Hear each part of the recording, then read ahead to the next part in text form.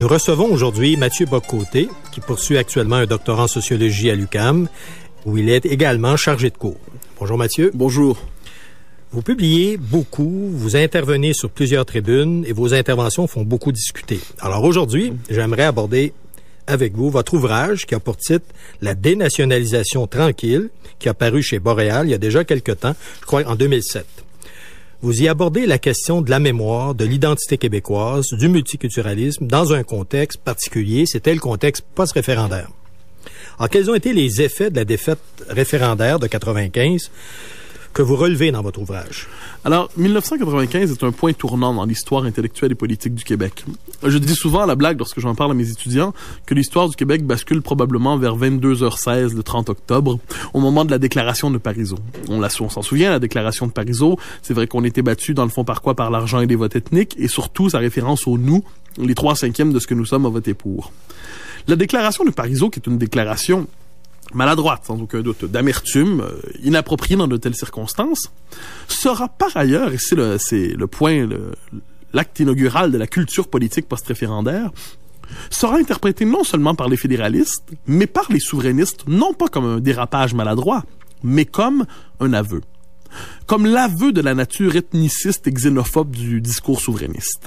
La déclaration de Parisot va être interprétée comme « Enfin, nous le savions. Nous le savions qu'il y avait des squelettes dans le placard. Ils sont sortis. C'est un nationalisme d'exclusion. » Donc, vous étudiez l'effet de cette défaite-là sur les souverainistes. Sur les souverainistes, mais surtout plus largement. Mais d'abord, sur les souverainistes, parce que si la critique des fédéralistes du nationalisme québécois est connue depuis longtemps, ce qui m'intéresse, c'est qu'à partir de 1995, il y a une intériorisation de cette critique du nationalisme chez les souverainistes. Et on va voir chez les souverainistes d'abord, donc dans les milieux politiques, on va assister à quelque chose d'assez particulier, c'est qu'on va se dire, pour que le projet souverainiste demeure légitime, il doit passer le test d'une modernisation pluraliste, ou il doit passer le test de sa multiculturalisation.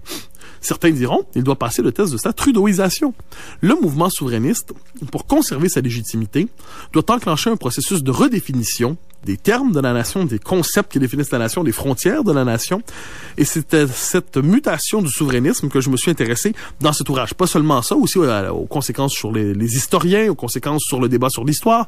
Mais la question qui m'a obsédé là-dedans, c'est comment les souverainistes en sont-ils venus à s'approprier un discours multiculturaliste qui sacrifiait, ce qui sabotait les fondements même de leur projet. Donc, ce que vous appelez une dénationalisation tranquille, c'est au fond qu'on veut effacer l'orientation culturelle du projet souverainiste. Oui, vous connaissez le vocabulaire. On a dit qu'on devait passer du nationalisme dit ethnique au nationalisme dit civique. Le problème est le suivant. On n'a jamais rencontré personne qui se réclamait du nationalisme ethnique. C'était et nationalisme civique. Bon, ça c'était l'autre terme pour désigner une forme de nationalisme généreux. Et vous voyez, c'est une forme de clivage conceptuel pas très valable. Hein? Nationalisme ethnique égale les méchants, nationalisme civique égale les gentils. Et pendant des années, on va associer toute forme de référent culturel, historique, majoritaire. Hein? Le fait qu'il y a un lien privilégié historique entre la majorité francophone et le projet souverainiste, et l'identité québécoise même. Toute volonté d'articuler ce lien entre la majorité et l'identité québécoise et le projet souverainiste va être classé sous le signe du nationalisme ethnique, sinon de l'exclusion, sinon de la xénophobie. C'est dans ce sens-là que Michaud était vu comme défendant les intérêts exclusivement du groupe canadien-français francophone et donc était ethniciste aux yeux d'un grand nombre de députés à l'époque. L'affaire Michaud, c'est le point culminant de cette crise, si je puis dire. Hein, faut se rappeler, 1996, le Parti québécois, Lucien Bouchard monte à la tribune du Congrès du Parti québécois pour dire que si il devait renforcer la loi 101 telle que le souhaitaient ses militants, il ne serait plus capable de se regarder dans le miroir de la démocratie québécoise. En 99, Gilles Duceppe nous dit que conserver la mémoire des deux peuples fondateurs consisterait à avoir une définition exclusive de la nation, car comment voulez-vous qu'un nouvel arrivant s'intègre à une histoire d'un siècle et demi? Donc l'histoire est placée en contradiction avec une définition citoyenne. Eh bien, Michaud, c'est le point culminant de ça, 2000-2001. Pourquoi? Eh bien, parce que Michaud, dans un contexte qui marche à la censure véritablement du référent majoritaire. Il y a des moments de grande hystérie idéologique là-dedans. Il faut voir dans les milieux souverainistes à l'époque, eh bien, Michaud réhabilite avec quelques déclarations que certains diront ambiguës sur la communauté juive, mais l'essentiel n'était pas là. Ce qu'on n'accepte pas de Michaud, ce qu'on tolère pas de son propos, c'est qu'il réhabilite la légitimité du référent majoritaire dans le contexte post-référendaire. Michaud dit on a encore le droit de dire « nous », la majorité historique francophone. Et c'est pour ça, d'ailleurs, qu'il sera assez brutalement condamné par l'Assemblée nationale. Évidemment, ça va culminer politiquement avec l'élection d'André Boisclair à la tête du Parti québécois. Mais il faut voir qu'au même moment, et c'est ça qui est intéressant, s'ouvre une autre histoire. En 2002, 2 livres paraissent. Critique de l'américanité de Joseph Yvon-Thériault, l'histoire entre autres de Jacques Beauchemin. Et qui représente la première reconnaissance de cette crise du souverainisme post-référendaire. C'est-à-dire, il y a une crise, un souverainisme sans identité et sans nationalisme. Des souverainistes honteux, quoi. Ben voilà. En fait, Beauchemin et Thériault reconnaissent l'existence de ce souverainisme honteux, la mauvaise conscience des souverainistes québécois pour parler comme Beauchemin. Et à partir de là, donc 2002, 2006, qu'est-ce qui arrive? C'est la crise des accommodements raisonnables.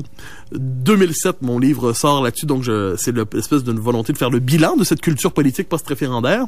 Et donc, disons, aujourd'hui, 5 ans après la crise des accommodements raisonnables, 4-5 ans après la crise des accommodements raisonnables, on peut désormais, c'était le sens de ce livre, faire le bilan de ce que j'ai appelé la culture politique post-référendaire. Une culture politique marquée donc par une confusion de l'ouverture à l'autre avec le reniement de soi. Une culture politique qui commence donc avec la déclaration de Parisot, qui va accélérer une crise identitaire et même peut-être même la provoquer, et qui va aboutir avec la crise des accommodements raisonnables, qui, comme on le sait, représente un peu le refus de la part des Québécois de cette multiculturalisation forcée de leur identité. Les Québécois, avec la crise des accommodements raisonnables, disent non, nous ne sommes pas qu'une communauté parmi d'autres dans la modernité multiculturelle québécoise. Nous sommes le référent majoritaire fondateur, la culture de convergence, aurait dit Fernand Dumont. Donc ce livre, qui arrivait d'ailleurs en plein milieu de la crise des accommodements raisonnables, en septembre 2007, cherchait à faire le bilan de cette décennie, de ces 12 ans post-référendaires. Mais pour certains souverainistes, c'était dangereux de voir s'affirmer des revendications canadiennes-françaises. Entre autres, quand c'est rattaché à la religion catholique, on a vu au moment des accommodements, là, cette question-là. Pour beaucoup de souverainistes, on veut pas que le projet de souveraineté apparaisse comme celui des seuls Canadiens français. On le veut inclusif.